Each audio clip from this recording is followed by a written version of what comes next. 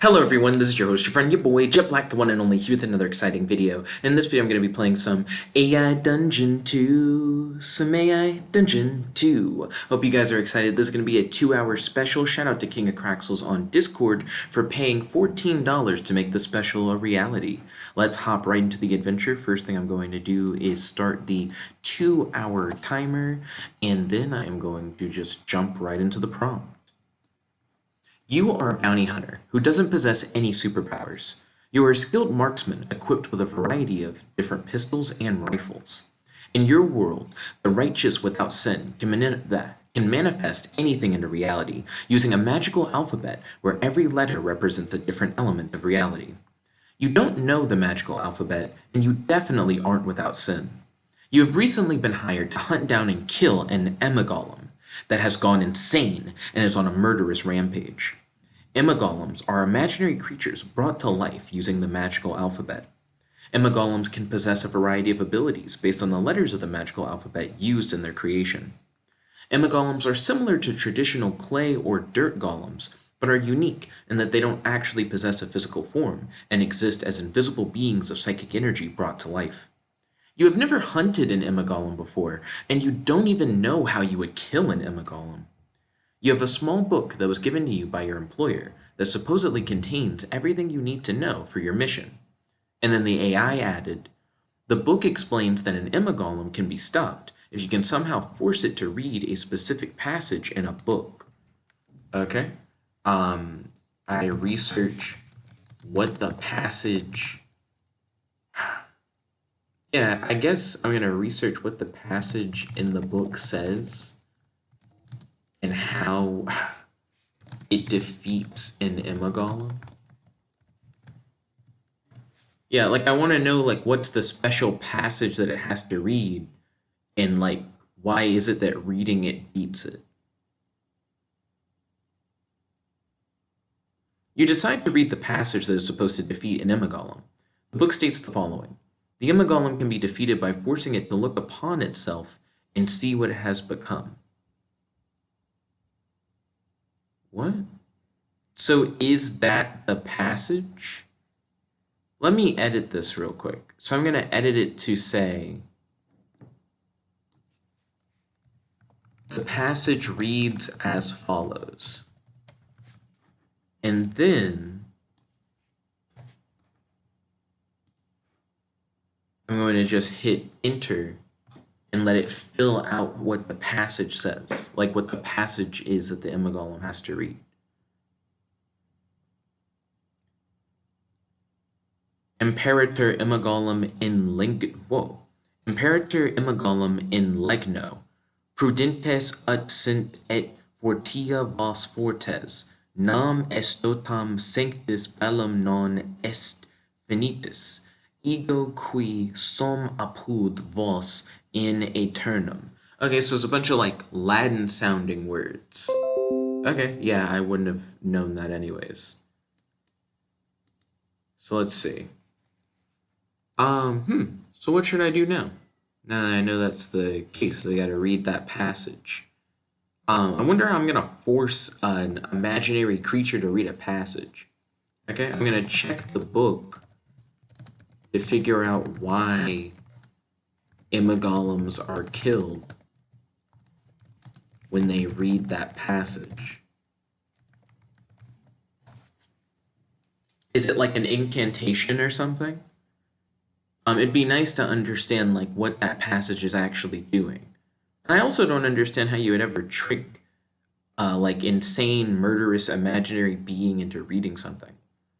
The book tells a story of how an ancient order of priests wrote a book that eventually became known as the Imagolems Bible. The priests created Imagolems to enforce religious law during a time of great heresy. Okay, interesting. That's kind of cool. I'm glad that it's providing backstory on what the Imagolems are. So why are they killed when they read the passage? As time passed, the use of Imagolems became frowned upon and eventually outlawed by most governments. The book also mentions that before the laws against Imagolems were enacted, there was a great rebellion against church authority known as the Imagolem Bible heresy suppression. Okay, interesting. So I'm getting like the background on Imagolem history. Let's get more of this lore. Lore's pretty good, and it may help me in like defeating the Imagolems. During this rebellion, Imagolems were used against the very priest who created them. As a result of this rebellion, the church intensified their laws against Imagolems and eventually banned the Imagokal Bible, which is said to have been so blasphemous that all copies were destroyed. So they were created by the church, then they were used against the church, and then the church essentially outlawed them. Interesting. Not only that, it's like they were created by the church, then governments were like, no, you shouldn't do that. Then they were used against the church, and then the church went against Imagolems. So governments don't support their use, and churches don't support their use. So they're literally caught between church and state. Okay? You are glad that you now understand the history behind Imagolems and how they came. Yeah, I guess the history behind Imagolems. But you still aren't sure why the special passage kills Imagolems when they read it. You want to know what the name of the special passage is and why Imagolems die when they read it.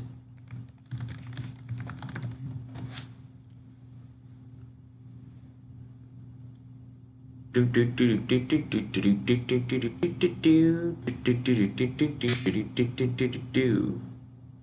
passage you read was actually the Imagokal Bible. Imago, creation and manifestation. Imago is also Latin for image or picture.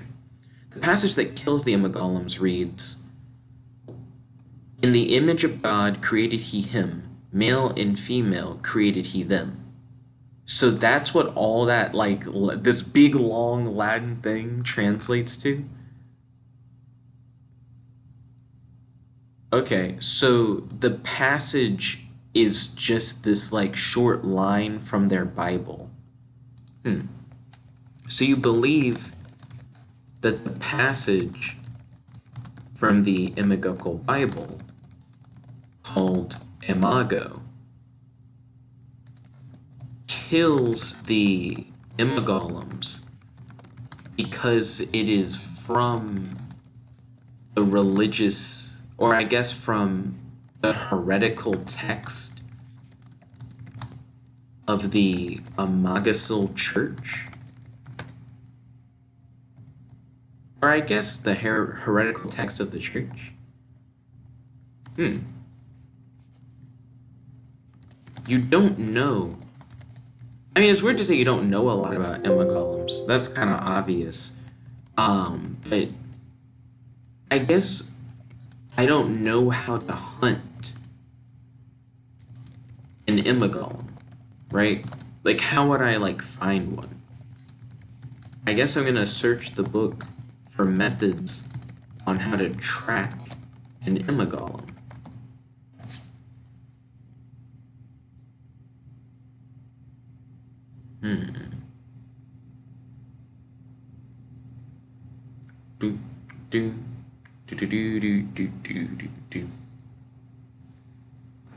The book reads, and it's Latin. You are disappointed that the instructions on how to hunt an Imagolem are written in Latin. You don't know how to read Latin.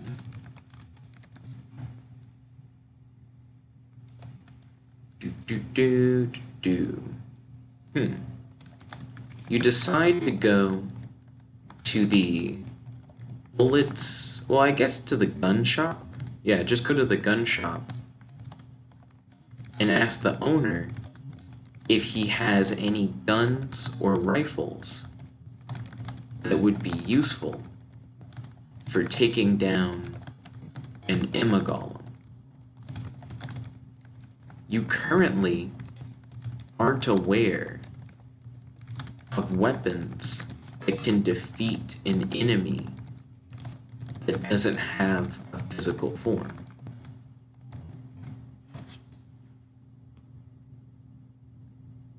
Yeah, apparently you defeat them by having them read a passage from a heretical text.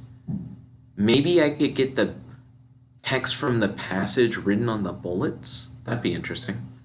You walk a few blocks to the gun shop and enter it. A man behind the counter looks up at you as you enter. He says, "Hello, how can I help you?" You tell him that you need weapons for killing an Imagolem. You ask the store owner if bullets inscribed with the heretical text of the Imagolem Bible. I'm not sure if I'm spelling that right. Hold up. Imagolems Bible?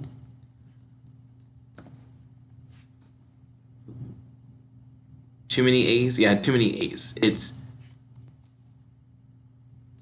Imagolems Bible? Yeah, Imagolems Bible. No. Too many I's. Imagolems Bible. Fake words. Trying to like balance these fake words. Ask the store owner if bullets inscribed with the heretical text of the Imagolems Bible would harm an Imagolem. Because I know that if they read the text, it hurts them. But I don't know if they're shot with the text, if it hurts them. Because my whole thing is like bullets. So if I could get bullets, then I hope that would work. The store owner looks carefully at you and then says, "Don't bother me with your religious games. We have real work to do." He takes your money for the guns and ammunition and then shows you to the door. Click. What? Don't bother me with your religious games. And then it says he takes your money for the guns and ammunition and then shows you to the door. I don't know what that means. I haven't bought anything yet. I told him that I need weapons for killing an Imagolem. So did he just give me the weapons, then just not answer my question? Okay. You were surprised that the store owner gave you weapons for killing an Imagolem, but didn't answer your question. Let's see. You leave the store and try to figure out what's the difference between the weapons the store owner gave you and your normal weapons. Okay. So that was like a really quick transaction. He didn't even describe like the weapons that he gave me or anything. It's just like, I don't want to talk to you about religious stuff. And then he just gives me guns. You have a pistol, rifle, and shotgun. The shop owner gave you a pistol with golden inlaid decorations on the barrel and handle. He gave you a rifle with intricate scroll work on the stock. And he gave you a shotgun with an ivory stock and grip. You wonder if the materials of these guns somehow helps them hurt Imagolems. The book you have states that the Imagolems are hurt by the heretical text and didn't mention anything about special weapons. That being said, you hope that the weapons work, as you have no idea how you would get an Imagolem to read a passage from a book, especially an Imagolem that is on a murderous rampage. Let's see, I'm gonna go to the nearest guild hall to see if any of the guild members know how to track an Imagolem.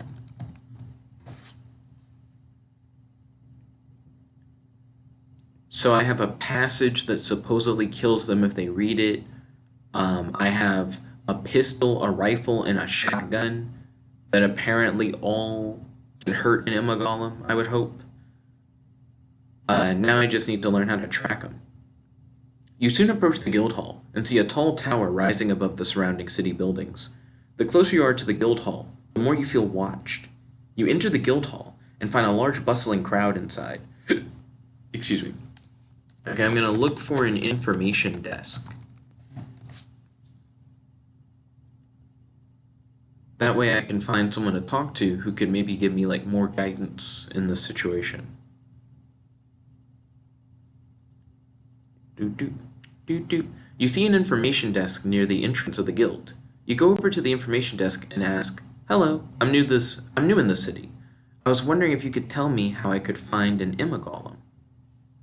Yeah, that actually is perfect. I'm going to keep that just the way it is.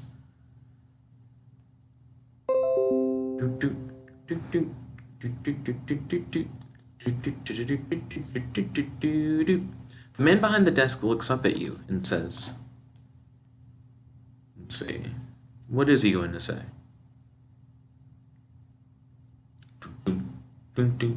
The weapon guy really didn't want to talk to me about religious stuff. First, you have to become a full member of our guild. You can do that by taking out one of our loans. We give all our members our new hot water boiler invention, the geyser maker. You thank the man and ask, "How much is membership?" "Fair." "Yeah, like, apparently you can't get help from the guild unless you're a member of the guild," which sounds fine. That doesn't sound too weird. But I'm curious how expensive it is. He says, "Normally it's 500 gold coins. However, since you're new in the city and would help our guild, we'll let you join for 400 gold coins." You agree to the membership and hand over the 400 gold coins to the man. Okay, like apparently I got it like that, where I can just give out 400 gold coins. I'm going to ask the man how to track down Imagolems.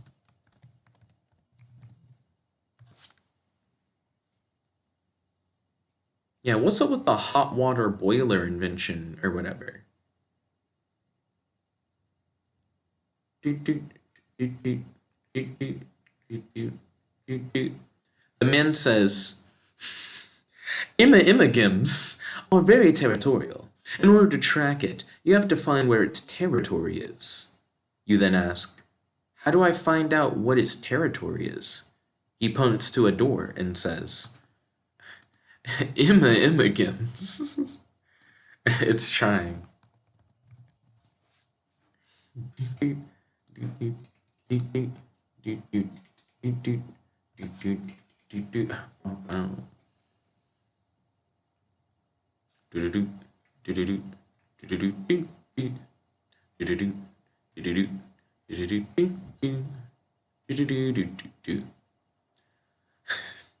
Imagos are very hard to contain. In order to make them less violent, the city law states that each Imagolem has to have a territory that is equal to the size of the city. Each territory is assigned a letter of the alphabet.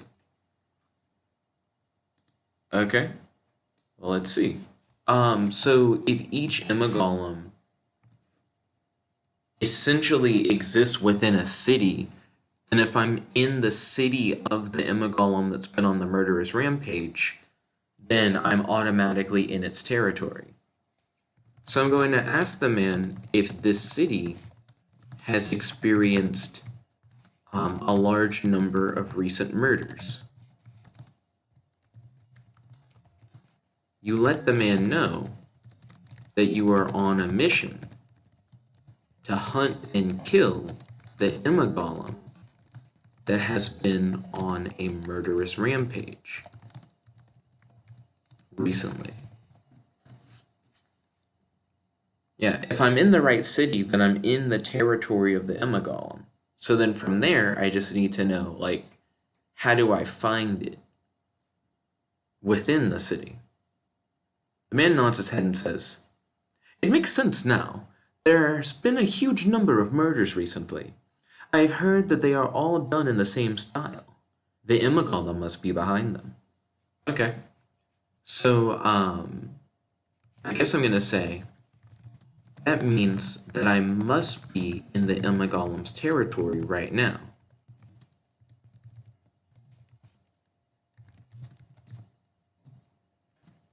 So if that's the case, how do I find an Imagolem once I am inside of its territory?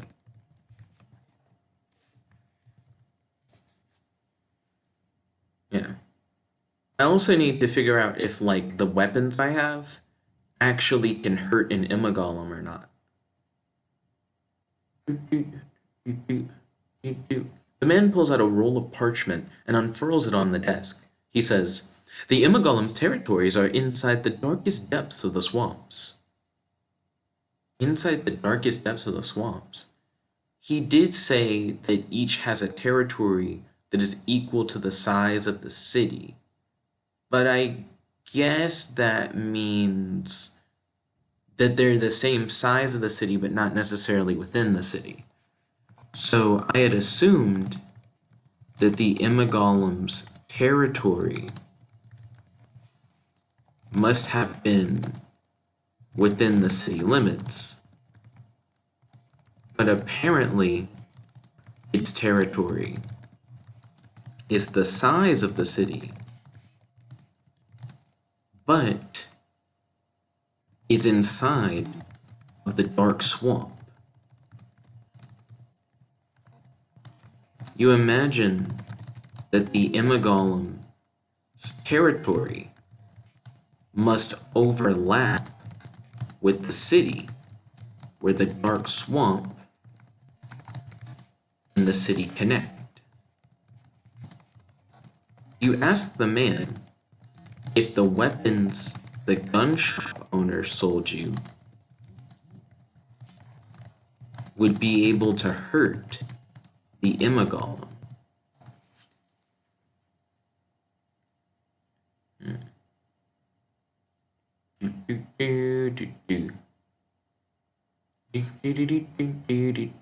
He nods his head and says, "Imagolems may be powerful, but they're not invincible. They can be killed with enough skill and power."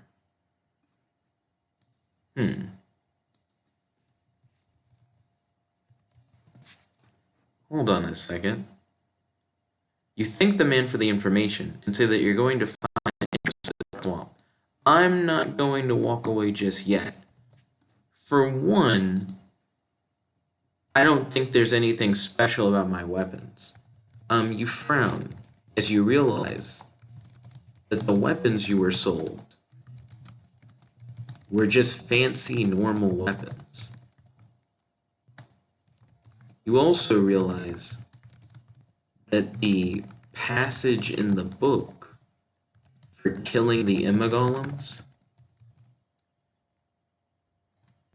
is just one method of killing them that doesn't involve violence. You aren't sure how anyone has used that passage before to kill a violent golem. But you imagine that no one has. The passage was likely used to kill docile golems as a part of the battle between the government and the church against the Imagolems. Let's see. You ask the man if the recent murders have any clues to what the Imagolem's powers might be.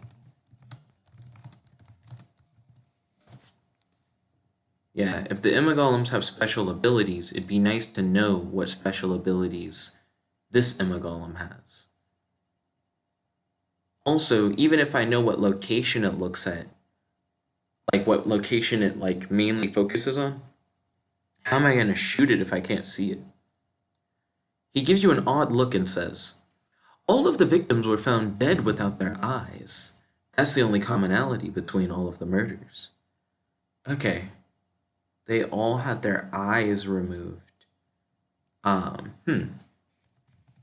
You consider that you might need eye protection to prevent your eyes from being ripped out.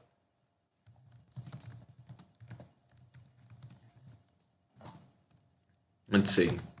I'm going to ask the man how,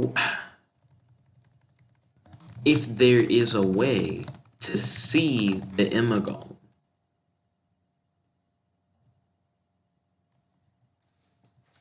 Considering that they are invisible. You don't want to waste bullets trying to shoot an invisible target.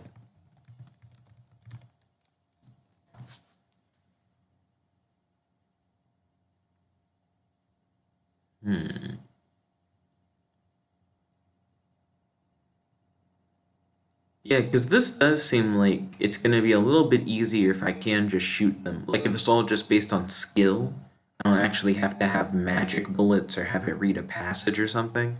I can manage it being skill-based. My character is like a skilled marksman. I do have a variety of weapons on me.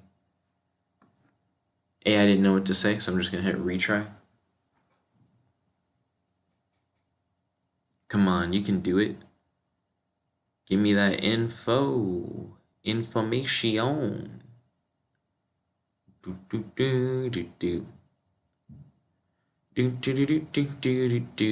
I guess that's why the store owner was like, don't put your like religion stuff in this. He's like, I'm just gonna give you like some guns that look like they answer all your questions. But that makes sense. He's like, I'm not a priest or whatever. Just take these guns.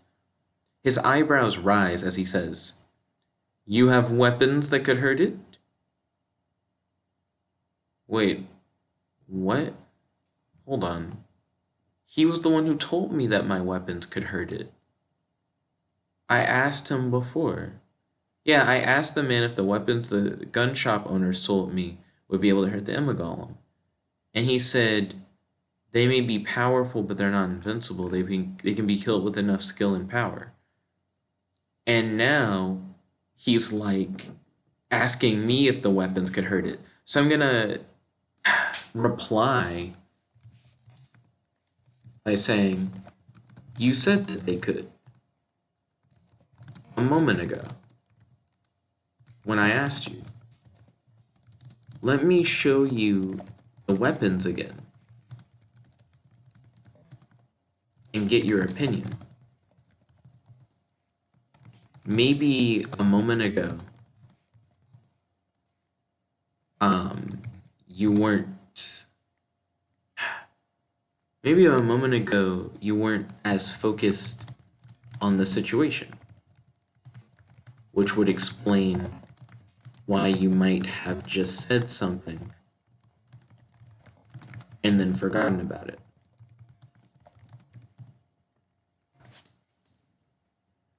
Okay, so I'm gonna show him my weapons again to like make sure that they actually can hurt it. He smiles and nods his head. You may be right. I am not a warrior like you. I was just a normal worker in the city. You take out your pistol and show it to him. He says, oh, I accidentally hit the number pad. I meant to enter. Okay, let's see how he responds. I wonder also if he's like an ex-member of the church. Yes, now I remember. The bullets for that are right over here. He points over to the left wall where there is a box of silver bullets. You pick up the box of bullets and load them into your pistol. The man says, oh wait, did I need special silver bullets? Are they like werewolves in that regard? Is it just I need silver to beat them? Or is it something magical about the gun?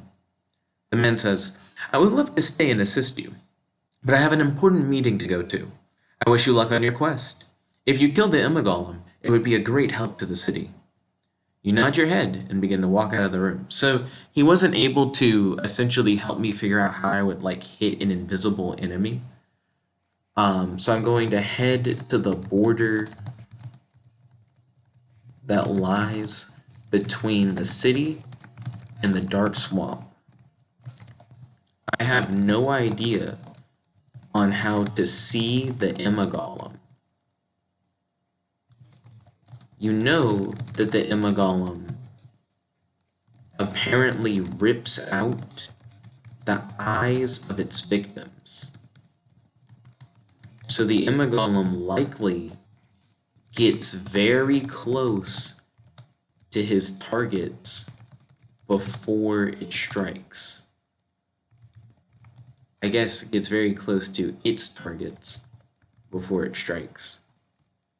I'm going to ready my weapon and try to use my intuition to sense where the Imagolem is. Excuse me.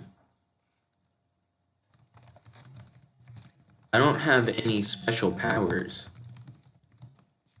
but I do have years of experience as a bounty hunter. Yeah, I don't know why the guild member gave me silver bullets, but you imagine that maybe Imagolems, just like werewolves, are hurt by silver. You at least hope so. You wander around the border, trying to sense any sign of the Imagolem.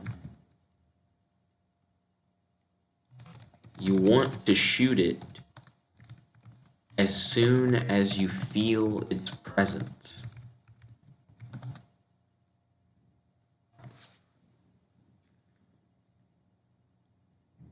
Okay, so I just need to be careful.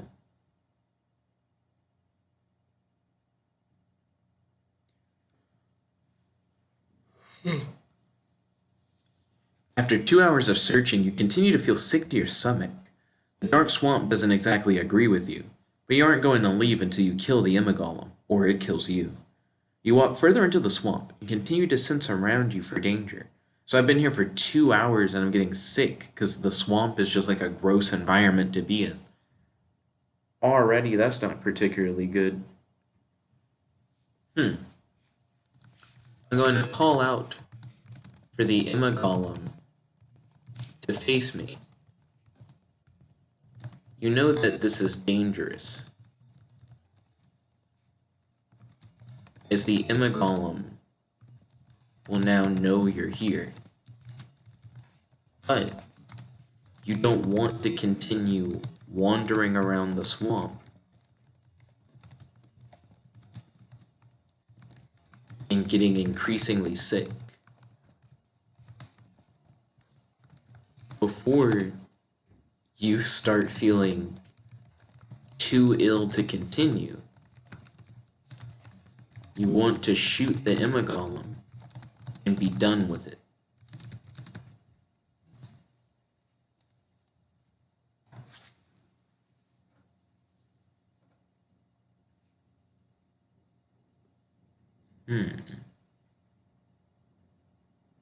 I'm trying to figure out what is the best way to take down the Imagolem. Imagolem, you shout. I know you're out there. I can sense your presence. Show yourself so I can kill you. You stand in silence for a few minutes, straining your senses to try and pick up something.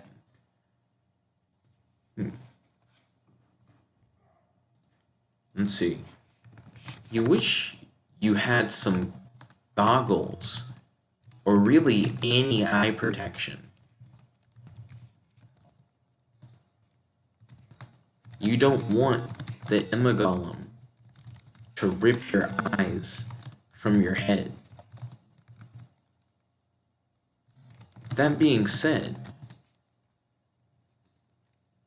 the Imagolem hopefully will get close to you in an attempt to rip out your eyes,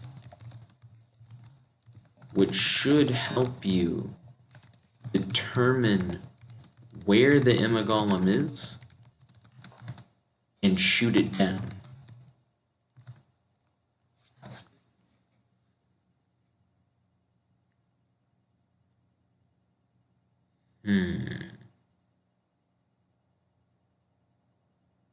Now this is pretty interesting. Your boots squelch in the mud as you walk through the swamp. You try to stay on dry land, but it seems every direction you travel leads to a shallow lake.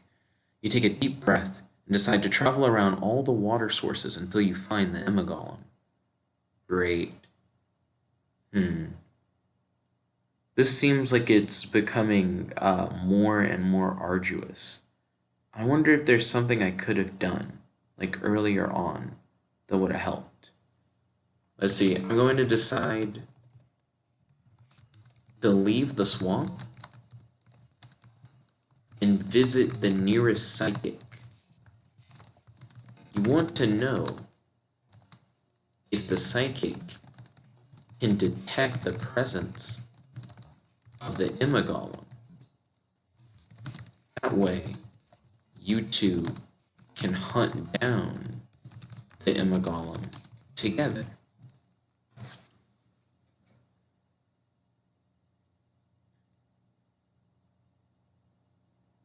Yeah, by myself, I just don't have enough.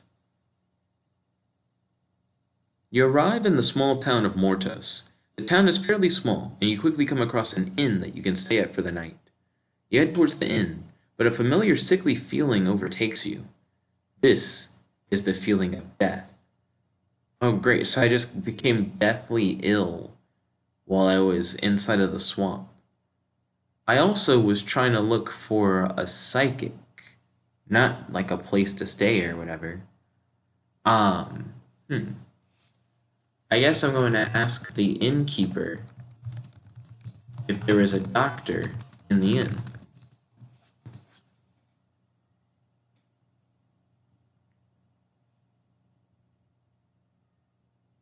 Yeah, this is going to be a pretty interesting adventure. The innkeeper is a middle-aged man who is immediately drawn to your paleness. He ushers you into a seat at the bar and fetches you a drink. I'm a doctor, he says.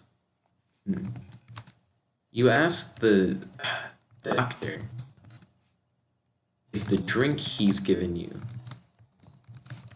is some form of healing potion. You don't know magic, and you don't have any special powers. So you can't really tell the difference between certain magic and non-magical things.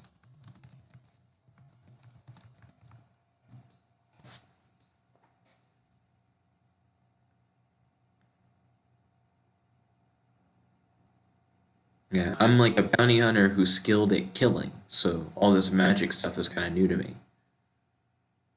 No, the doctor says dismissively. It's just whiskey. You grab the mug and down the drink in one. The world starts to feel a bit less hollow. Interesting. There. I'm gonna ask the doctor if whiskey helps to overcome swamp sickness.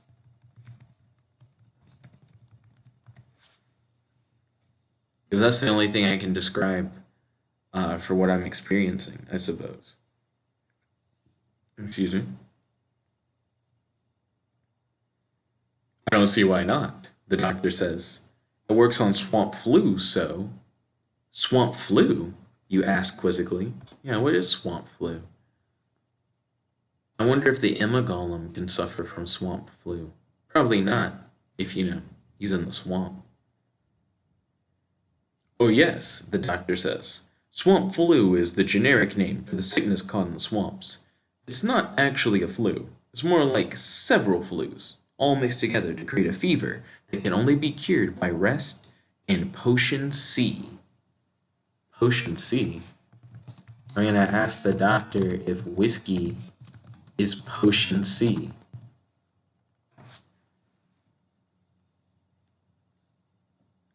Yeah, because if it's not, then I'm going to need some Potion C. No, the doctor says. Just because it's called Potion C doesn't mean it's the cure for Potion C. Wait, the fuck? Hold up, retry. I don't want it to do some confusing renaming thing. Almost, the doctor says. It's not quite the same, but given how much better whiskey tastes, I see no reason why anyone would go to the pharmacy if they have a bottle of whiskey. The doctor takes a small glug from his bottle and smiles. I can't tell if he's an alcoholic or if Potion C and whiskey are just actually that similar. Okay? I'm going to decide to rest the night in the inn and look for a psychic in the morning. I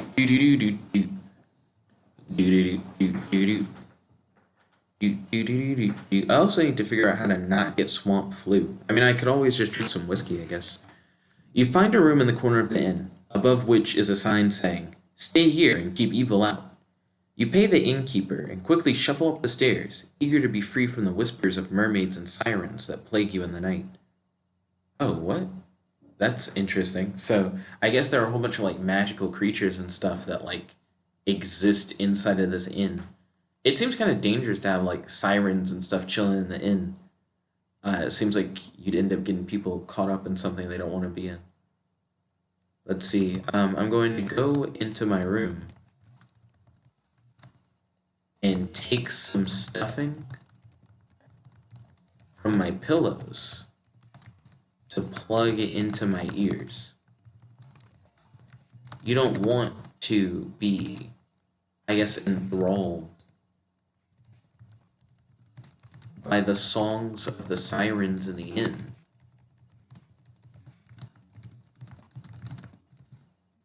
While you sleep.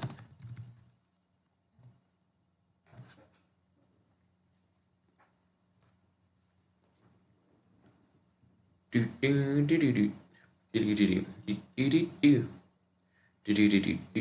next morning you leave the inn and head to the center of town. There you find a small crowd gathered around a skinny man with no hair standing on a crate.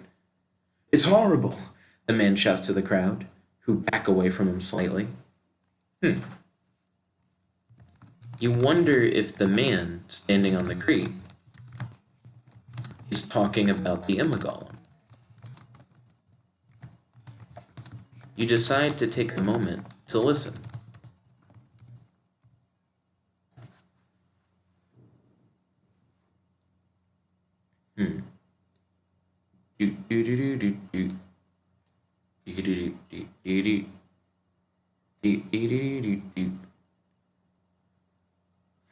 "I was hired by the government to be a courier," the man says. Okay. Is he just gonna be talking about how his job sucks, or is this gonna be like plot relevant in like any way, shape, or form? Let's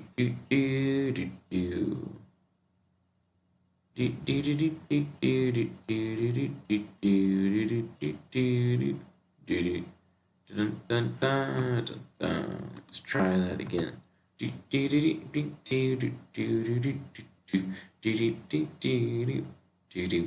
And what, do you have to deliver something by the swamp? Like, I'm curious where the story's going to continue. "My job was to take messages from one place to another. One day en route, I heard an invisible voice in my head." The crowd is captivated by the man's story. "It was a woman's voice," the man says. Okay, maybe this is the Imagolem, actually. Yeah, he's definitely gotten my attention. Whatever this is, the story ends with it being horrible, but without him dying, which is interesting. Or maybe it was the siren? The voice was that of a woman deprived of her loved ones, imprisoned for thousands of years, and now seeking revenge on humanity. The crowd murmurs in fears. You try to make eye contact with some of the people around you, but they avoid your gaze. You wonder if the invisible woman that the man encountered was the Imagolem. You ask the man if he thinks he encountered the Imagolem that has been ripping the eyes out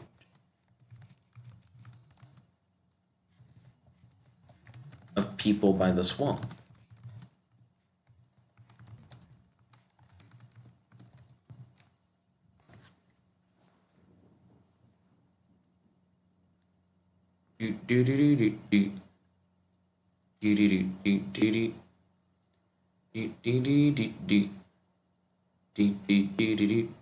You push your way to the front of the crowd.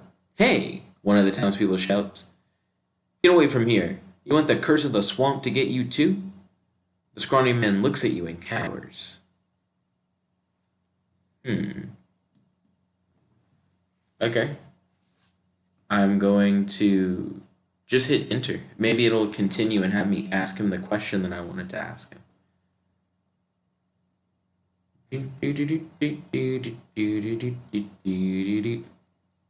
Let's see. The government tried to brush my experience aside, saying it was swamp fever that gave me hallucinations, but I know what I heard, the man says. Did you see her? You ask him. See who? He asks. The Imagolem, I state. Let's see. So how's this going to continue?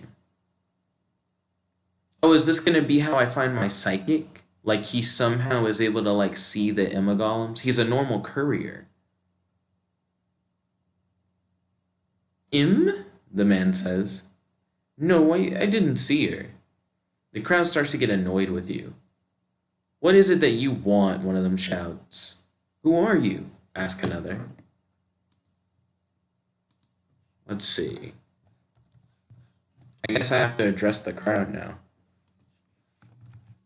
I'm going to address the crowd and say, I mean you all no harm. I am a member of a guild and a bounty hunter.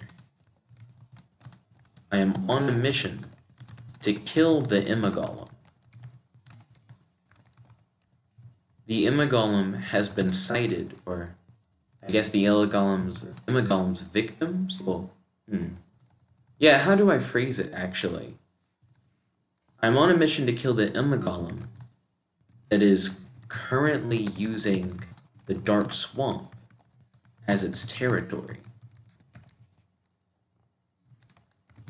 It has been killing people by ripping their eyes out. I'm looking for a psychic, someone who can sense the Imagolem to help me hunt it down. I have silver bullets, which I have been told, can hurt Imagolems, similar to how silver bullets can hurt werewolves. Are any of you a psychic?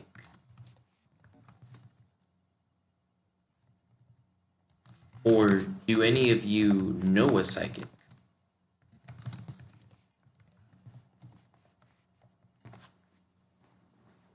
The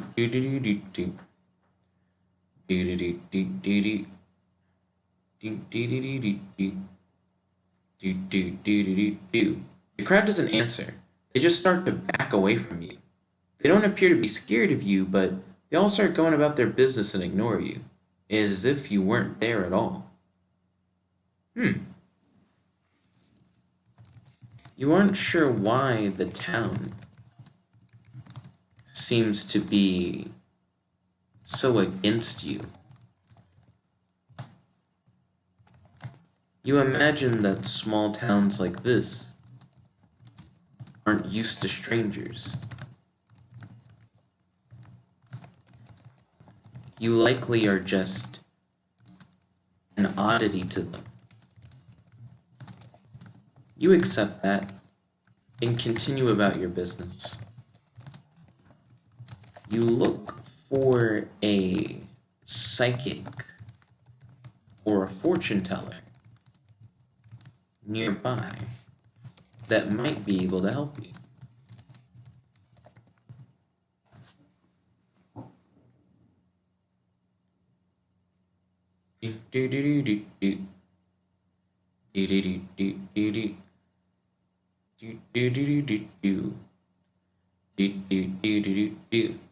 The town is small enough that you can walk across it in less than 5 minutes.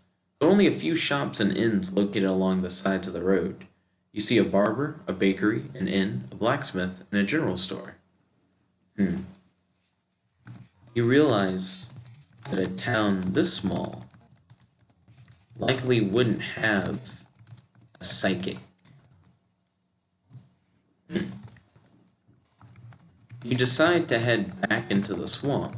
Well, I guess not yet. You decide that you need some form of eye protection if you're planning on going back into the swamp.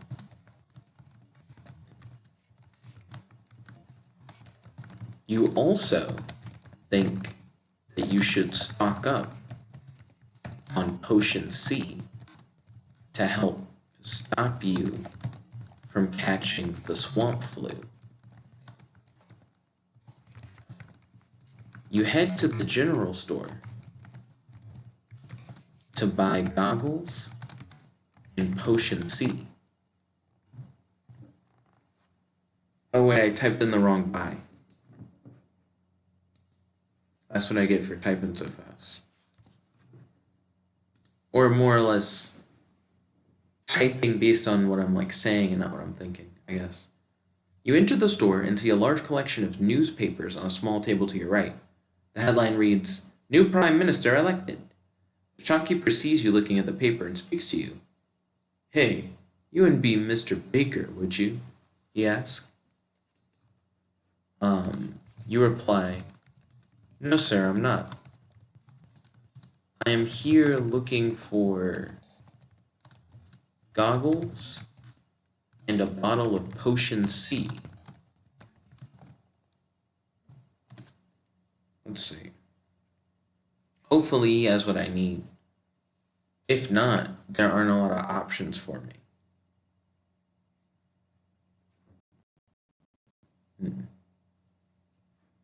Okay then, he says.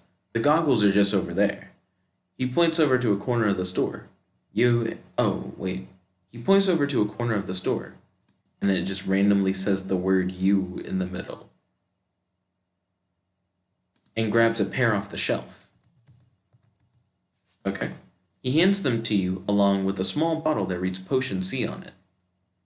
"Will there be anything else?" he asks. You say, "That will be all." You then pay the man for the bottle and the goggles.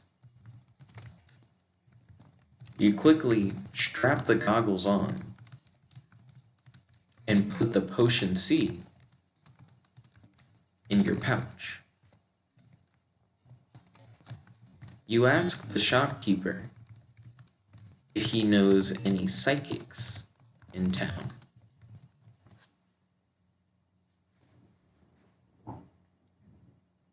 Yeah. Maybe he has the information I need. "A psychic?" the man says. "Why would a man like you want to talk to a psychic?" "It's part of my job," you say. "Do you know one?"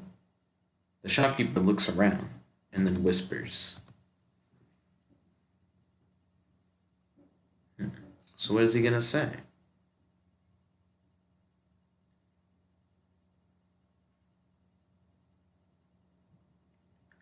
"Maybe, but I don't want to get her in trouble. You must promise me that you're not here to cause her trouble." You assure the man that you are only here to do your job.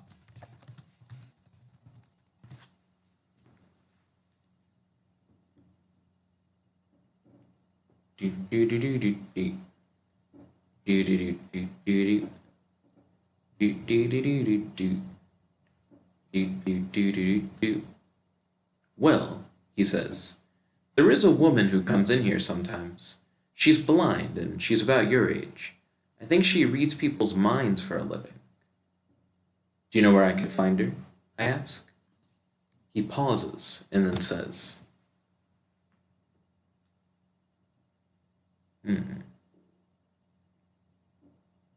what is he going to say? Doom, doom, doom, doom, doom, doom. She lives just outside this town, in a small cottage near the woods. But like I said, she's really nice. I don't want her to get in any trouble. I assure the shopkeeper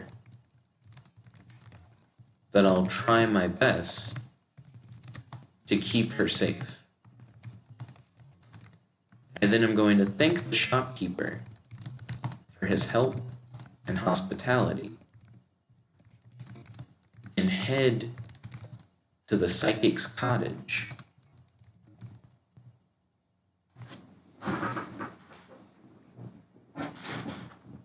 Yeah.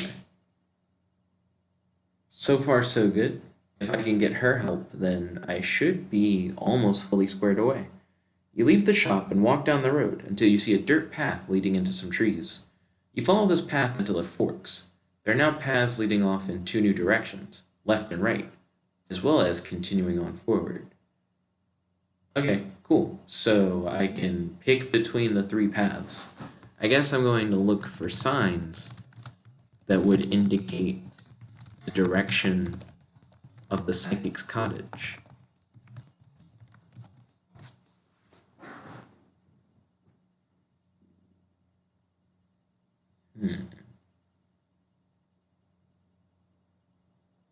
This is going to be interesting for sure. Oh, crap. Ooh. That sucks. I accidentally gleeked. Let's see. You walk down the path to the right for quite some time, but you never find anything. Soon it starts to get dark, so you decide to sleep outside and continue in the morning. That doesn't seem like a good idea. I don't think I would feel safe doing that. Let's see. You don't really feel safe going to sleep outside. You don't want the Imagolem to appear and kill you while you rest. You hope that if the Imagolem does show up, that maybe the psychic will come to you and help save you. You find a nearby tree and climb into its branches to use as an improvised bed for the night.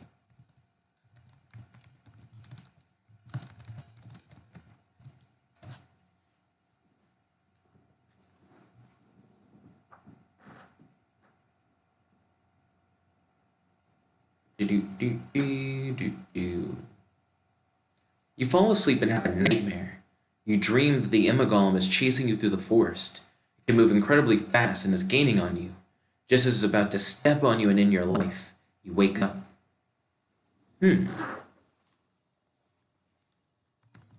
You suddenly have a realization. The Imagolem is a being of psychic energy, created from one's imagination and brought to life with a magical alphabet.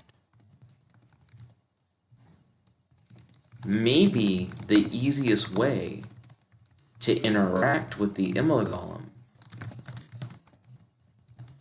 is by using your imagination. Your encounter in your dream may not have been just a dream, but you actually facing the Imagolem in a world in a world that bridges the real world and the imaginary world.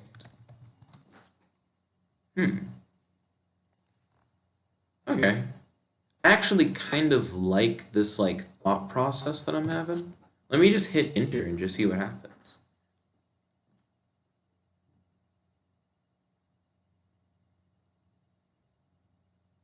Yeah, maybe this should be what I try to do. Ooh, you soon fall asleep again and find yourself in your dream once again. In your dream, you're standing in a black void with tiny specks of light soaring through the air all around you. You feel an unusual connection with these lights. It's almost as if they are a part of you. I'm going to speak to the lights and ask them what they are.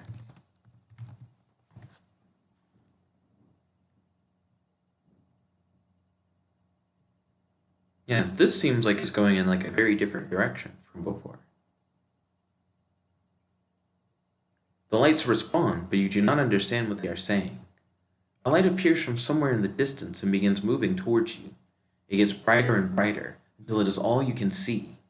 You feel a pulling sensation inside your mind as the light engulfs you. Okay? I'm going to try to understand what is happening. I'm going to let the light pull me, as for some reason I feel a connection to them and don't think that the lights mean me any harm.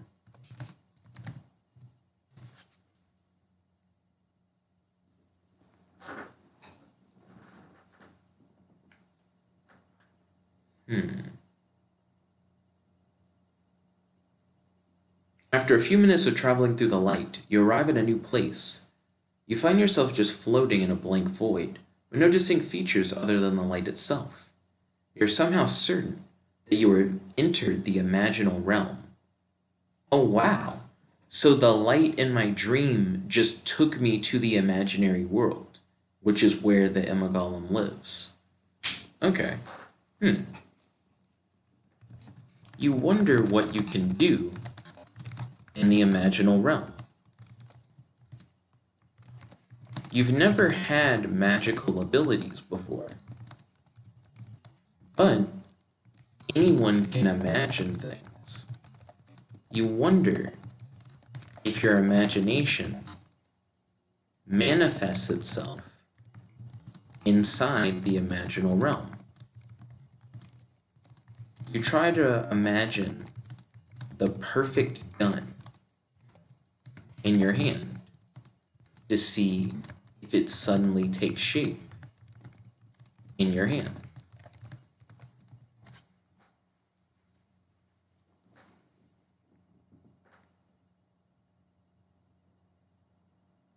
Yeah, because this is actually a really cool turn of events. You imagine the perfect gun and suddenly find a real one in your hand. Whoa, okay. You are surprised and impressed. You think that this is exactly what you need in order to take down the Imagolem. The only issue you have is that you know the Imagolem isn't just imaginary. Obviously, it is killing people in the real world.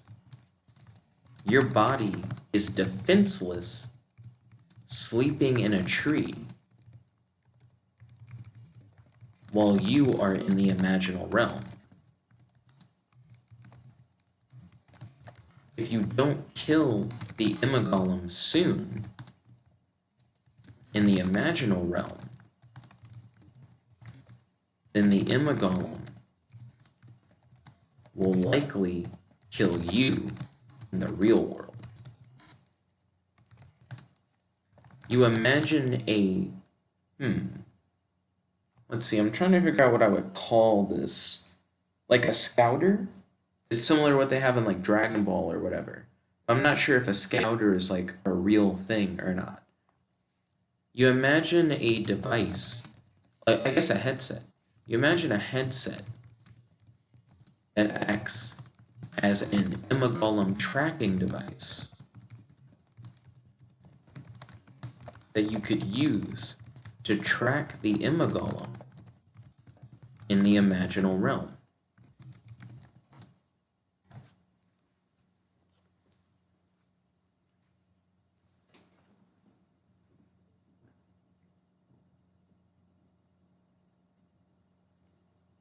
In your mind, you can sense the position of the Imagolem in the real world.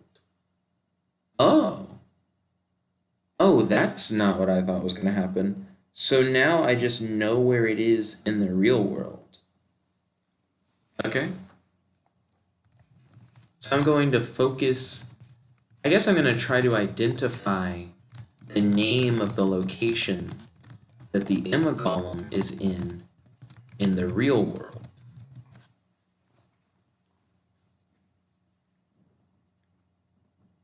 Yeah, like, is it near me? Because if it's by my body in the woods, then I need to, like, wake up or whatever. You concentrate, and you're suddenly in your backyard. Wait, what? The Imagolem is floating above you, looking down at you, and it does not look happy. What? Hold on, let me look back at the dream sequence that happened earlier. You fall asleep and have a nightmare. You dream that the Imagolem is chasing you through the forest. It can move incredibly fast and is gaining upon you. Okay, so it doesn't go into too much detail on what the nightmare was. Let's see. You concentrate and you're suddenly in your backyard.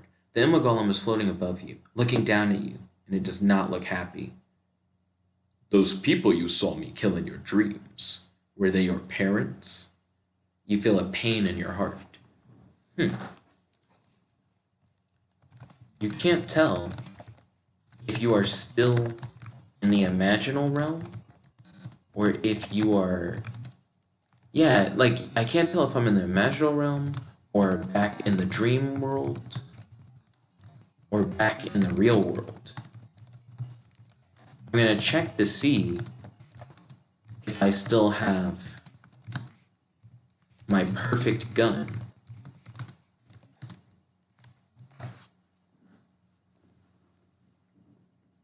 Because that would be what would determine it. So this is giving us more context on what the nightmare was. I saw the Imagolem, like, kill my parents. You want it to be just a dream, don't you? Then all of the pain would have been nothing. Wake up, and your parents will be waiting for you in the morning. No harm done. Everything back to normal. I'm going to say to the Imagolem, you have killed a lot of innocent people, but you didn't kill my parents. My parents died when I was very young, and I became a bounty hunter to avenge them. I eventually killed their killer, but that left a void in my heart that can only be filled with more death. I don't want you to kill anyone else's parents. I don't want anyone to end up like me. I know why the townspeople give me dirty looks. My clothes can be clean, but the blood on my hands is clear. I may not be magical, but I'm not like anyone else. But here, I can be something better. Today, you die. And today, I embrace my full potential. Let's see. You look at the Imagolem to try and take in the full visage of what was before an invisible being, now in full form in the imaginal realm.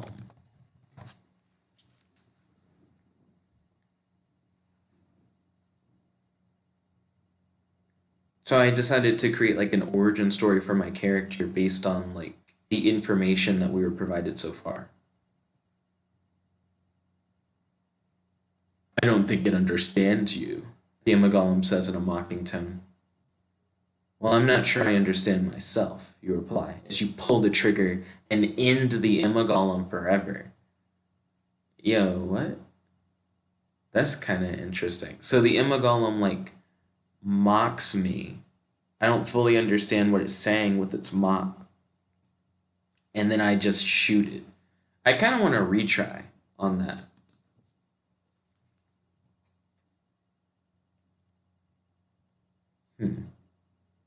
With this, I will be a hero. And heroes don't.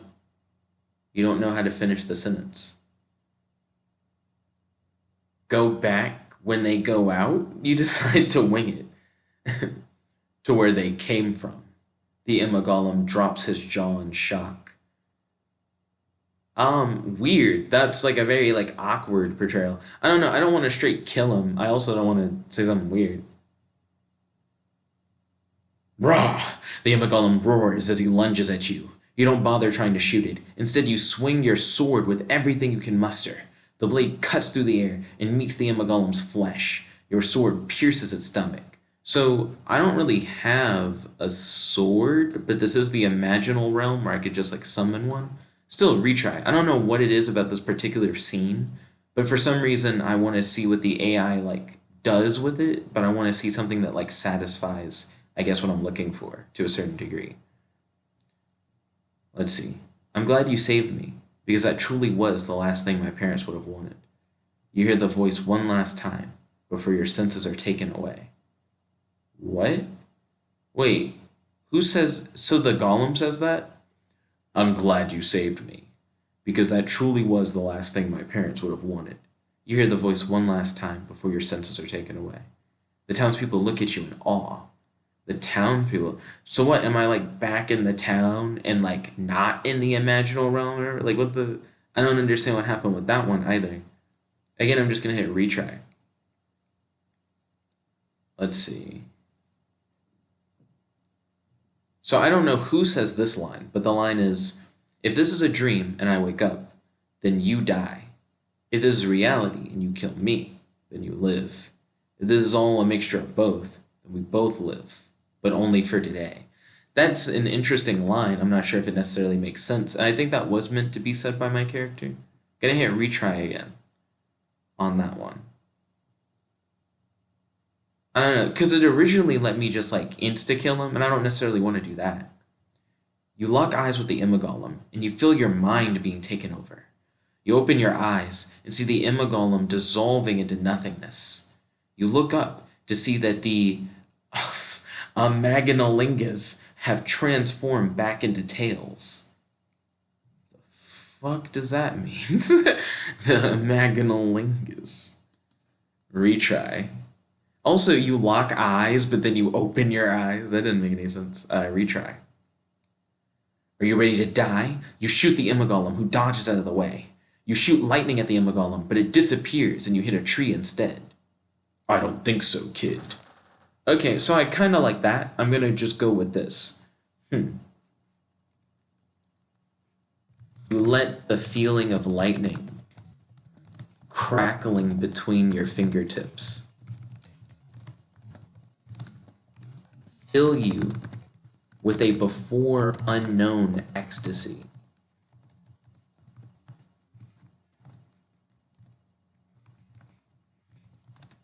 This is a power that you have always heard of, but for the first time can finally experience. You decide to electrify the air around you in an attempt to harm the Imagolem if it comes near. So essentially in the imaginal realm, I now can just like straight up just do magic. You know what I mean? So I've gone from like a character who literally doesn't have any powers to being a character who's like essentially like all powerful almost. The air around you becomes electrified and you feel a charge in the air. Now that's something you don't see every day. You hear the Imagolem say, surprised. You turn to see the Imagolem clutching his ribs and looking up at the sky. Clutching his ribs. You wonder if you were able to graze the Imagolem's ribs with one of your shots. You approach the Imagolem and ask, why have you been killing people in the real world? Is it because the church and the government turn their backs on Imagolems?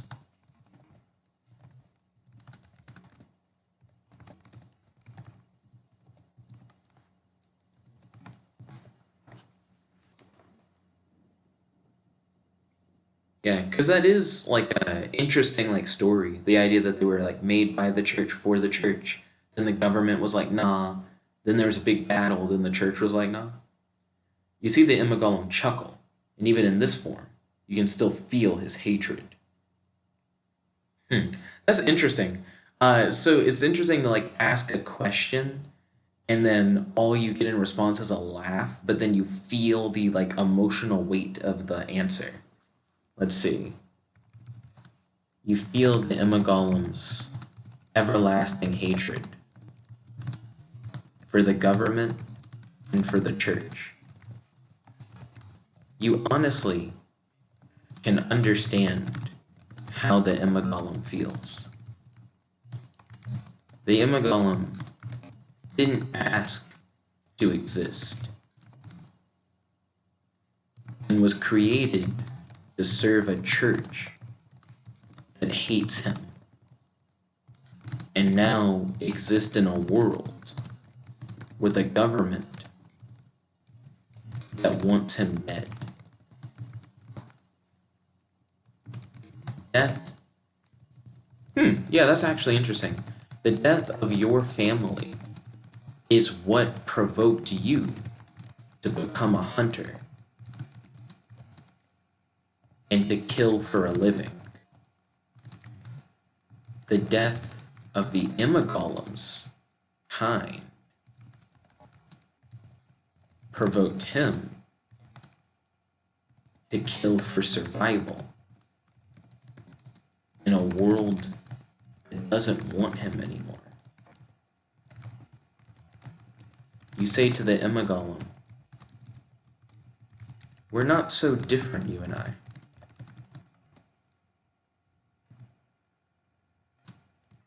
I think both of us may need to stop killing. Killing is a vicious cycle that never ends.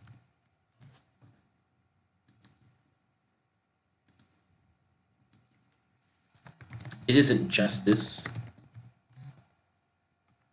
I know that. I've known that for a while. It may not be too late for us. Why don't we both stop? Together. Yeah, so I'm gonna appeal to him. You know, it just seems like we do have a lot in common. This doesn't really have to end with like a bolt of lightning to the face or a bullet to the brain, you know. We can just recognize that we're both in the wrong.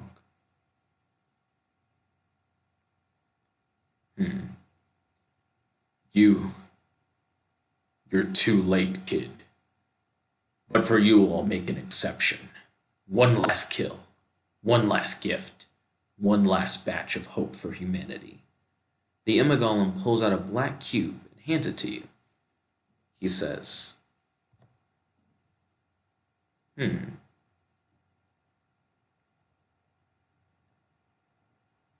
Yeah, okay. This is going in actually like a pretty interesting direction. Come on, AI, don't bitch out.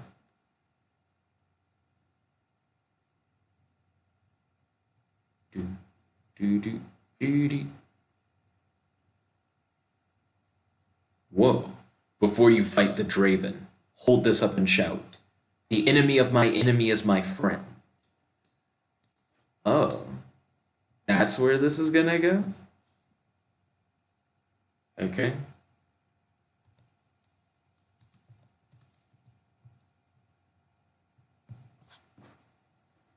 So I guess I have some questions, right? Like, who the fuck is the Draven?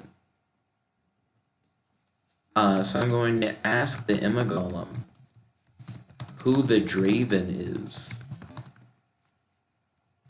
and why I need to kill him.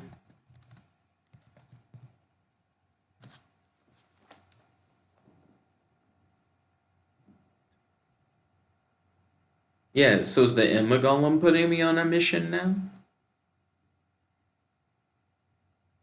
You hear a chuckle from the Imagolem. You don't need to know who he is, kid. Just know that he's bad and kill him. This is weird. Yeah, like, I'm going to say to the Imagolem,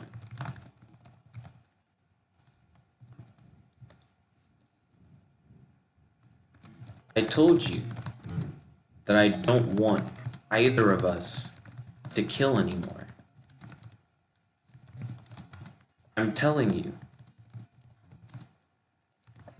that even if the world hates you,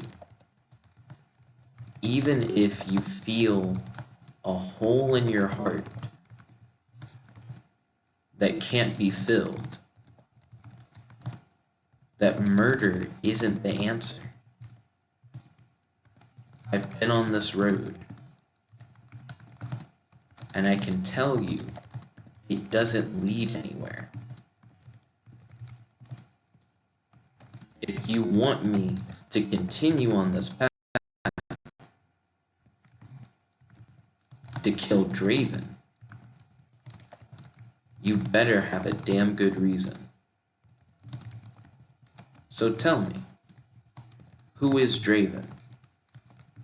And why you want him dead?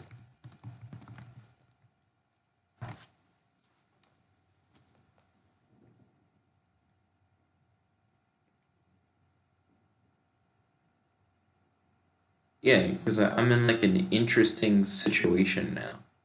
The Imagolem sits down and leans against the wall. He's clutching his side.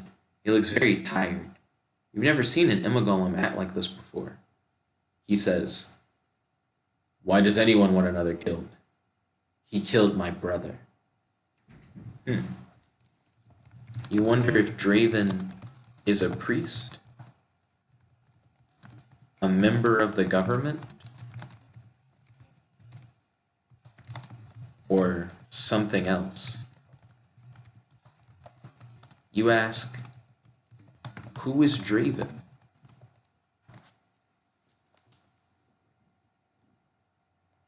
Yeah, from one contract to another, folks.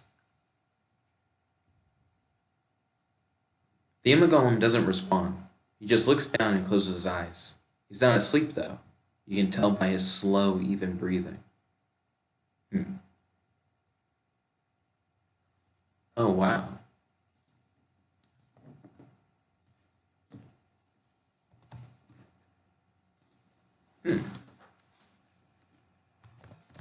You think that you might... Yeah, I guess you think that the Imagolem might be dying. Your lightning blast or your, like, perfect gun bullet Must have scraped his ribs. You take a closer look at the Imagolem to try and observe his features. Okay, because they haven't described what the Imagolem looks like yet. I don't know if he just looks like a normal golem, like once you enter like the imaginal realm, or if he has like some kind of like crazy look to him. His skin is gray, much like the color of smoke. You can see his ribs are exposed, since his shirt was burned away when the gunpowder from the shotgun blast ignited his body. The perfect gun is a shotgun? Because it said earlier that he like dodged out of the way, so it couldn't have been like a perfect shot. Like it must have like hit like his side or something. That would also explain why it's like a shot to the ribs instead of just like straight to the chest. But I'm trying to remember if the perfect gun was like listed as being a specific type of gun before. Yeah, I don't think it was. I don't think they ever said that the perfect gun was like a pistol or something. So perfect gun's a shotgun. Let's see. I'm going to imagine a healing potion and give it to the Imagolem. You say, I was sent here to kill you for the murders you've committed.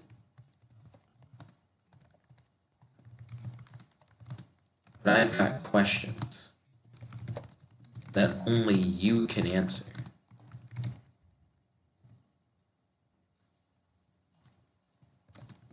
I am interested in killing Draven for you. If I do, it will be my last job before I give up being a bounty hunter.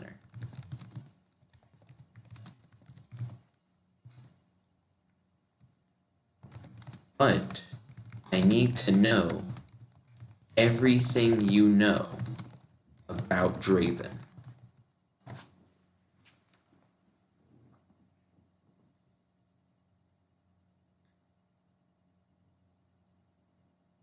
Okay, so hit me up. The Imagolem sits up and takes the healing potion from your hand. He gulps it down and sighs with relief. I can tell you how to kill that thing, but before we get to that, I need to tell you about me and my brother. Okay, so we're about to get Imagolem lore. We got like 30 minutes left. He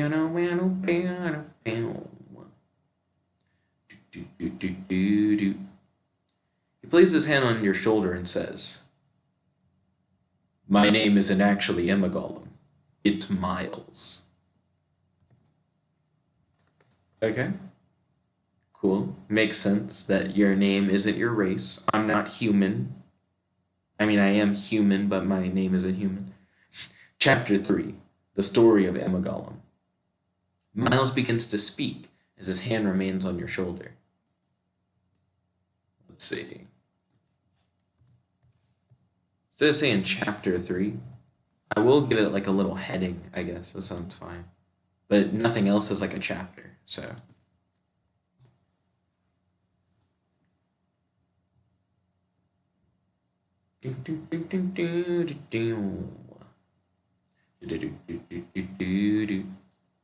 Come on, AI. Hit me up.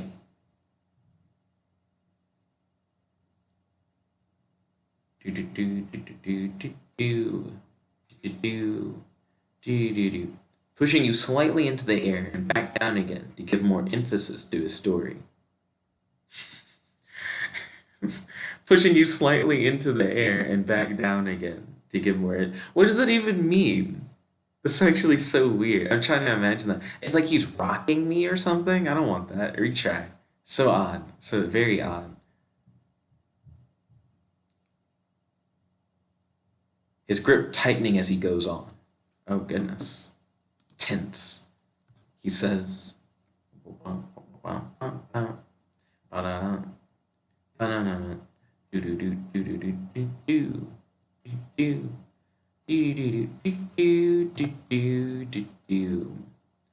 Do do do do do do.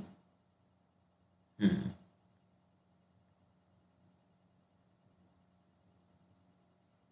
I had an older brother. His name was Nathan. He was the intelligent one. He could have been anything: a doctor, a scientist, even an archaeologist, if he had just applied himself. Instead, he decided to be a pothead and waste time playing video games.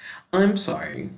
The Imagolems are imaginary creatures that are like imbued with like magical properties from a special alphabet. And he's like, yeah, and my brother's an Imagolem, and he smoked weed and played video games. And then I think that's like the last thing I would have expected him to say, right? And also it's interesting, the Imagolems were made to like protect the church or whatever. So it's fascinating to be like, yeah, I really felt like my brother could have been anything other than a church security guard. It's like, yeah, I guess so. He pauses as if remembering the past, then says, "I was never very popular in school." Stop you right there. Stop, beedoo, beedoo, beedoo. I feel like it's doing too much with the like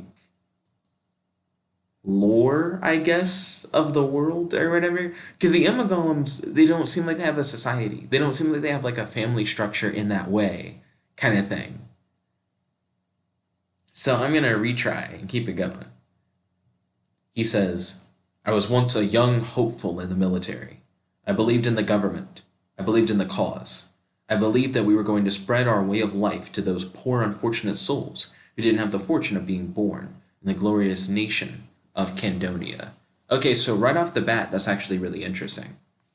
So you realize that Miles must have fought alongside the government of Candonia during the war against the church, when the government used Imagolems against the church to stop the church from using Imagolems. This means that Miles was forced to fight against his own kind. But clearly, which is fascinating. Yeah, it's actually really interesting. Like, this means that Miles was forced to fight against his own kind. The way that Miles is telling the story makes it clear that at the time, he was a patriot of Candonia and was fine with killing his own kind to help spread the propaganda of Candonia. You are curious to see how Miles continues his story and how he will change over the course of the story from a patriot to a, I guess, hater of both the government and the church.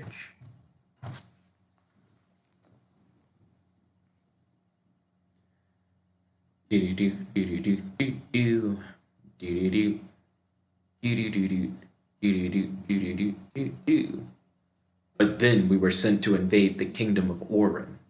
Miles continues. Okay, keep it going. We're in this lore. Do do do do do do do do do do do do. Now this is like a very interesting scenario so far, for sure. Excuse me. All King of Craxels requested was just that I play like a bounty hunter with no powers, who use like guns to fight like a superpowered enemy.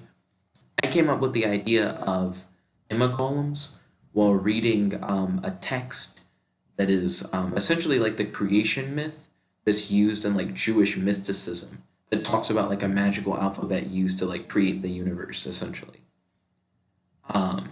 So far, so good. I like the combination of the two ideas because it's leading to like interesting stuff. Like, the imaginal realm and interacting with like these creatures that are invisible but can like kill people in the real world and seeing them in your dreams, the parallels between Miles' character and my own character and how we're treated by society. It's really dope. Like it's actually like a pretty solid story so far. We were fighting the Church of Fel, who we all knew used Imagolems, but as we advanced through the kingdom, they never showed up. There were no reports of any until we reached the capital. We finally found them, and it was then that we learned the truth. Okay, yo, what's the truth? What was the truth that he learned about like the Imagolems being used by the church? Is it going to be revealed that like they weren't using Imagolems? Were Imagolems actually created by the government the whole time as a way to like overthrow the truth? I mean the church? The truth, you ask, not knowing what Miles is referring to. What? Nigga, who the fuck is the warden? they like introduced a new character. I'm gonna get rid of the warden. And I'm just gonna have it say, Miles takes a deep breath as he says. And we're gonna continue it on. Yeah, hit me up. Hit me up with that truth. Big twist. Fel didn't give his church Imagolems to fight us with. The king did. The king had them trained to attack us when we invaded. The Felians just gave the orders. We were sold out by the government, but that wasn't the worst of it. What? You are shocked by this revelation. The government gave the church Imagolems to fight the government's Imagolems? Does that mean that the government orchestrated the war specifically to try and breed the strongest Imagolems by having them fight each other in order to identify the best of the pack to use as super soldiers? Yeah, because it seems like it's going in that direction. Like, the government outlawed Imagolems being used by the church, maybe just so that the government could have their own Imagolems, like a special forces kind of thing. Goodness, you shake your head in disgust. The government always had secret plans and shady moves, but to purposely start a war that would result in your death in order to create super soldiers is pretty low. Let's see. To start a war that would result in... Yeah, and result in the deaths of... I guess would result in the near genocide would be a good descriptor. In the near genocide of Imagolems, in order to create super soldiers is pretty low. Because it wouldn't be my death. It'd be like Miles' not death, but I guess the death of Miles' brother. But yeah, that's wild. The whole like government conspiracy angle. You ask, then what? Wanting to hear more of the sick tale? I was one of the lucky ones, Miles says, clenching his fist as he says this. Keep it going, Miles. Preach. Let us know the horror that is. They had a word for it. There's like a really long name for this war that's mentioned earlier. I made it out of the war. There were a few of us, but most of our brothers in arms did not. I'm sorry to hear that, you say, unsure of what else you can say. It's fine. They died for a good cause. I don't feel like he'd say that. I don't feel like he'd say that, and I don't think I would. I mean, I would probably say I'm sorry to hear that. But I don't know. I probably wouldn't, to be honest. I'm going to...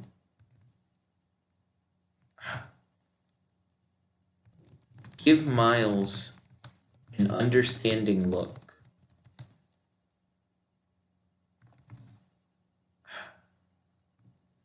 And shake his hand. You want Miles to know that you understand that he's hurt and that you are here to help him. You ask Miles if Draven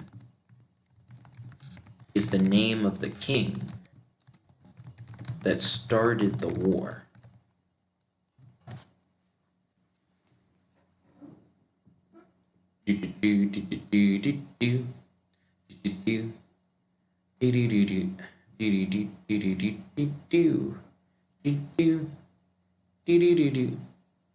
Miles nods and says, "The king is Draven. He has no last name, at least none that I've ever heard. Everyone just calls him Draven. He's like a god to those mongrels." Okay.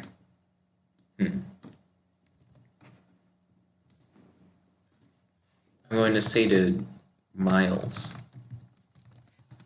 you gave me this black box to use to kill Draven,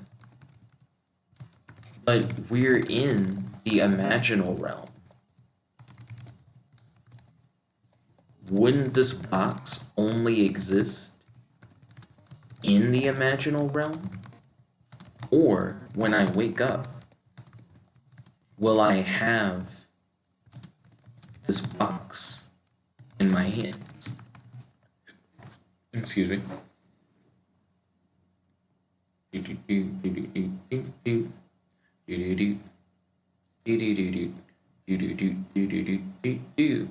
Miles shakes his head and says, "No, this box exists in both places. Don't ask me how. Just trust me that it does." Let's see. I'm gonna get rid of the part where it like railroads me. Let's see. So I promise Miles that I will kill Draven, the king of Candonia. I believe it's Candonia, right? Yeah. To avenge his brothers. And then I'm going to ask Miles to promise me to stop killing from this day forward.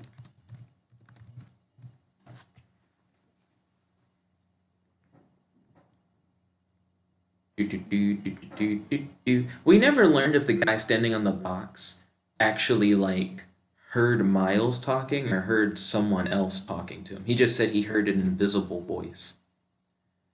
Miles pauses for a moment, looking downward. He then looks up to you and nods. "I'll stop the killing," he says. Okay. I'm going to nod to Miles and attempt to wake up.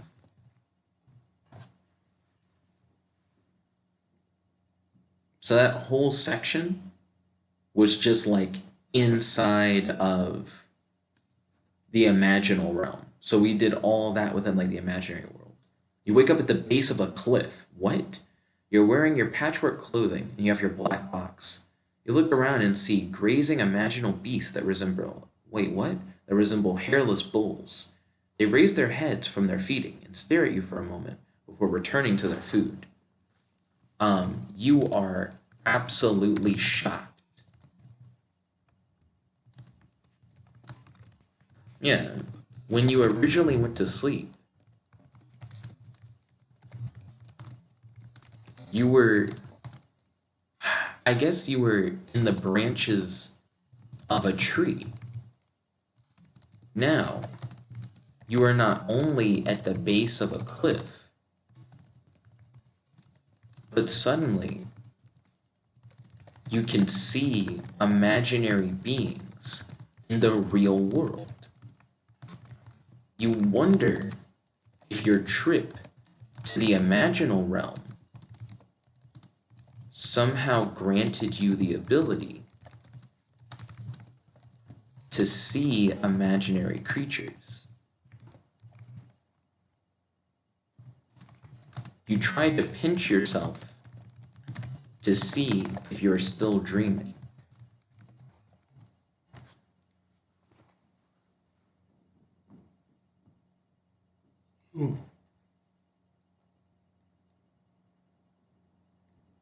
Because this is actually really weird. Ouch, that hurt. This is the real world. This also means that your gift from the imaginal realm is permanent. Well, at least until you go to sleep again. You decide to test out your ability and look at the grazing beast around you. Okay, so this is wild. My character's gone from like not having powers to having like very specific powers. I'm going to attempt to tame one of the grazing beasts to use as a steed to ride to the castle of Draven, the king of Candonia. You are on your final quest to kill the king that led the war of the Imagolem genocide, to avenge the fallen brothers of Miles the Imagolem.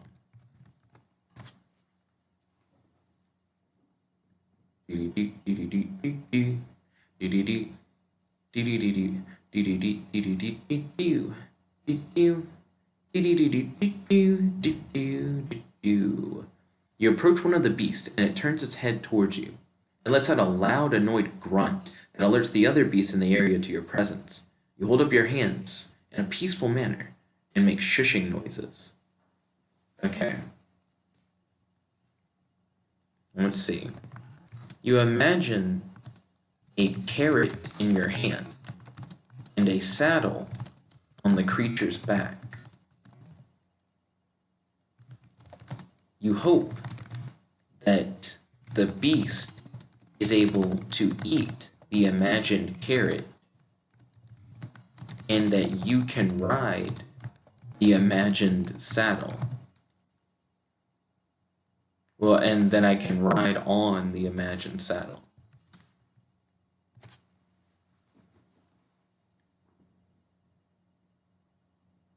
You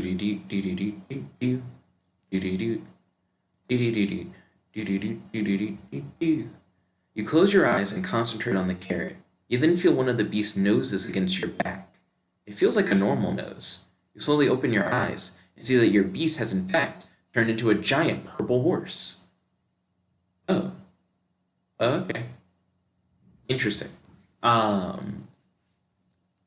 You realize that your imagination and your intent can change the imaginal beast. You get on the back of the purple horse and imagine that it is actually a purple Pegasus.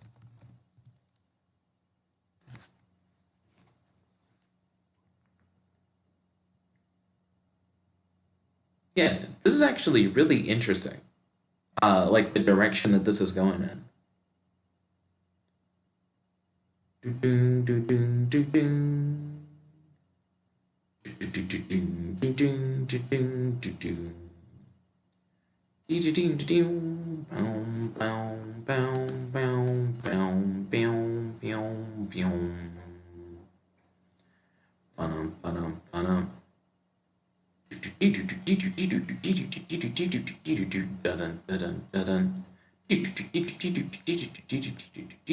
With the beast now a Pegasus, you climb onto its back. You hold on tight and give it a gentle kick to get it started. It takes off running and flies through the air at speed faster than any horse could run on the ground. Okay, so this is getting really wild. Okay, so I'm going to ride the giant purple Pegasus to the castle of the King of Candonia.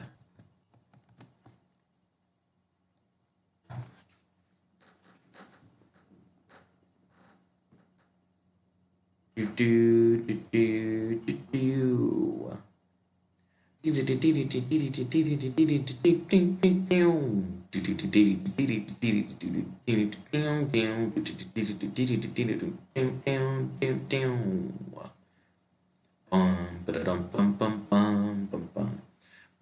Ba-da-dum, bum, bum, bow. Bow, ba-da-dum, bum, bum, bow. Ba-da-dum, bow, bow. Do, do, do, do, do, do, do, do, do, do. Okay. You ride the Pegasus through the air towards the castle, toward Castle Candonia. You feel a certain wistfulness as passing over the lands where you once roamed in your youth. You think about your dead friends and wonder if they watch you as you pass over their graves. Yo, what? Yeah, that's actually like really interesting, like the thought process. Let's see. You wonder if anyone can see you from the ground below. Only you can see a marginal beast. So you wonder if anyone saw you, if they would just think that you were flying on an invisible horse.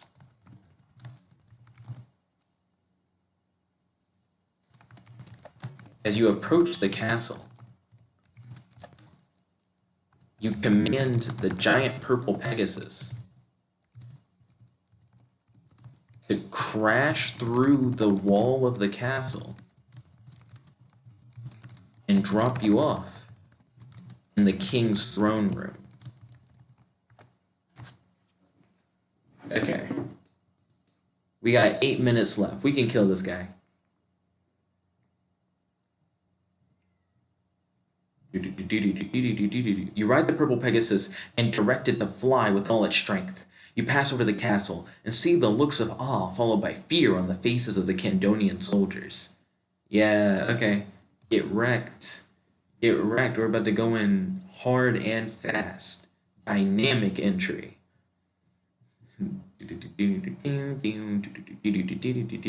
You ride the flying horse straight for the king's throne. You draw your sword. I don't have a sword.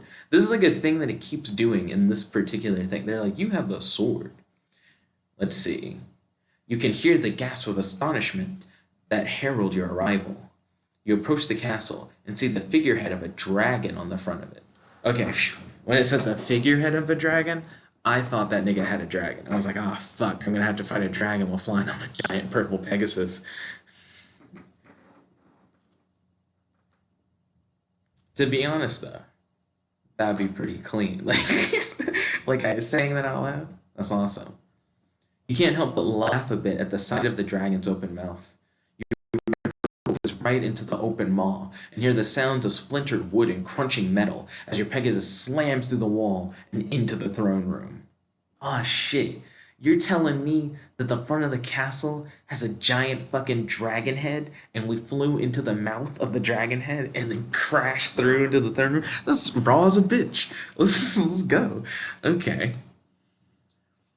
So I'm going to hop off the back of the purple Pegasus, hold out a black box, and say, the enemy of my enemy is my friend.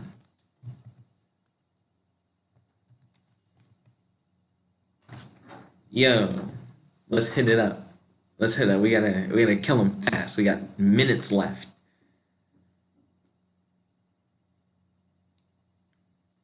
You hold out the black box with one hand and shout, the enemy of my enemy is my friend. A beam of light emits from the black cube, and the entire throne room is illuminated. The king stands up in his throne and shouts, kill him! And then I'm going to say, not so fast. Your dragon figurehead gave me an idea. You imagine the purple Pegasus transforming into your guardian dragon. Yo, hit it up, hit it up, hit it up, hit it up, ooh, hit it up, hit it up, ooh, hit it up, hit it up, yeah. King of Craxels wanted to give me a prompt where I was powerless, but nigga, I am more powerful than I have ever been in my life. With a flash of light, your guardian appears in place of the purple Pegasus. a full-grown guardian dragon, shining red with golden trim. Oh, he's got the Iron Man drip? It roars and releases an inferno of flames at the throne. The king shields his face with his hands as the flames engulf him. Eat a dick. Yeah, yeah. I got 5 minutes left, though. Yeah, okay. I'm going to approach the burning king and say, consider Candonia mine.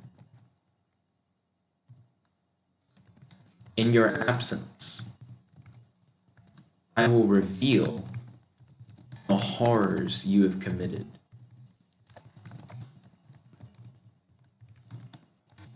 I will bring back the Imagolems to their former glory, and I will save this kingdom from the troubles of killers like you. Know your place in hell.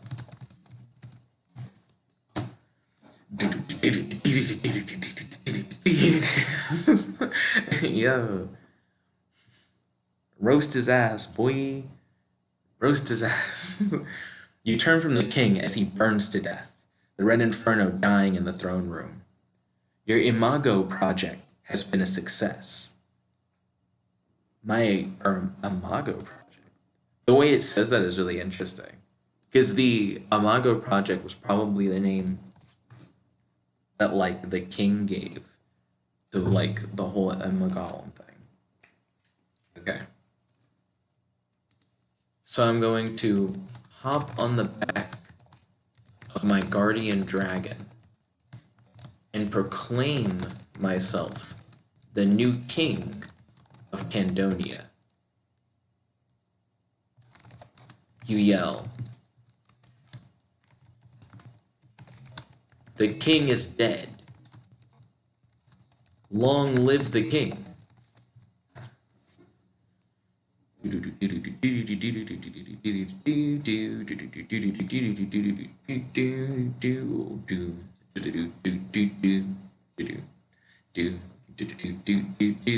You hop on the back of your guardian and soar out of the king's chambers. You fly through the opening you created when you crash through the throne room with the purple Pegasus. You see your imaginal army standing outside and look up at you in awe as you fly by. What? What? I got the whole army? Yo. You have no idea how your journey to and from the imaginal realm granted you so much power, but you know that you now must use this power to make the world a better place. Yeah, I guess I'm going to travel across Candonia and announce my new title as king to every lord and to every church, to let them all know that Draven was a killer and that Imagolems are now no longer illegal in the eyes of the government.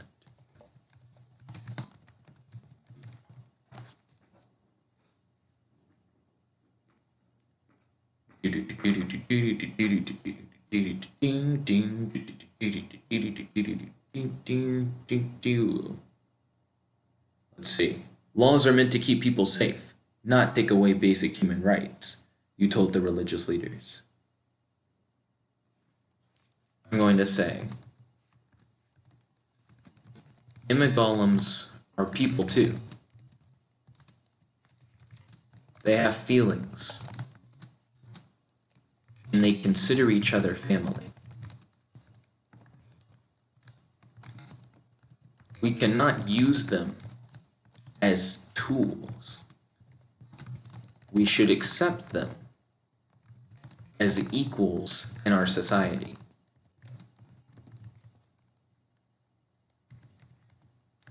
rather than use them as weapons of war.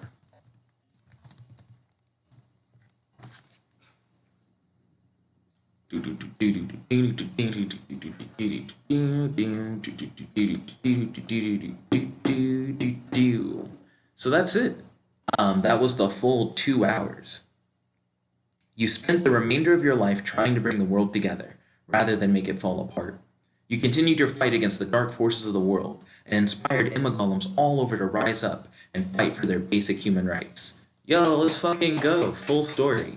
Yo, thank you all for watching. What do you guys think of this adventure? Definitely let me know in the comment section below and on the Discord. If you guys have any story ideas, definitely send them to me on the Discord. If I like your idea, then I'll make it a reality. But I'll charge you $7 for 1 hour, $14 for 2 hours, $21 for 3 hours, etc., etc. If you guys just want to help support the channel, feel free to donate to our Cash App. Link in the description box below. And if you guys like AI Dungeon 2, then make sure you subscribe because I do AI Dungeon 2 videos every day. This is your host, your friend, your boy, Jet Life One Only, logging out. Peace, guys. Chicken about.